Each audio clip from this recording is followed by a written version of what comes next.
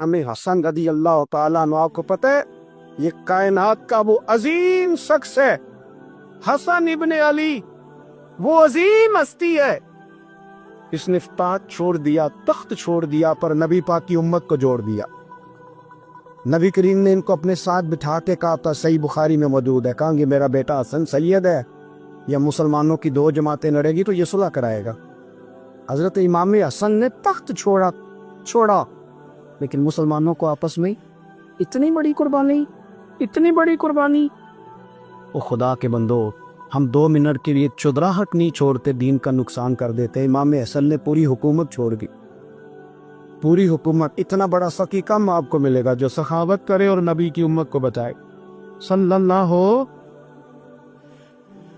इमाम हसन का भी दिन मनाना चाहिए कि नहीं? उनके यौम विसाल पे भी कुछ जलसा कर लिया करो, बड़े हैं इमाम हुसैन से। जिधर सारा जमाना चलता है उधर चल पड़ते हो। हदीस में जहां जहां नाम आया ना, पहला इमाम हसन का है, दूसरा इमाम हुसैन का है, और इमाम हुसैन के अपने जुमले हैं। फरमाते हैं, निरा मेरा भाई नहीं, मेरा इमाम भी है, मेरा इमाम भी है। और आप फरमाया करते थे, मैंने बड़ी चीजें उस हसन से सीखी हैं। जो उन्होंने सीखा एक बताऊं उसमें से?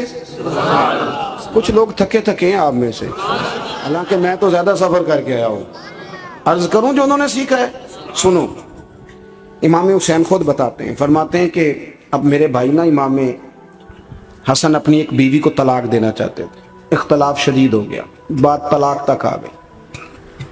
मुझे पता चला तो मैं पहुंचा। मैंने कहा भाईजान क्या इख्तलाफ है भाभी से? सुना तलाक देने लगे हैं। फरमाया हाँ तलाक दे दूंगा। चली गई है मेके। फरमाया बताएं गलती क्या, क्यों दे रहे हैं? तो इमाम हसन फरमाने लगे, हुसैन आपने कुरान नहीं पढ़ा?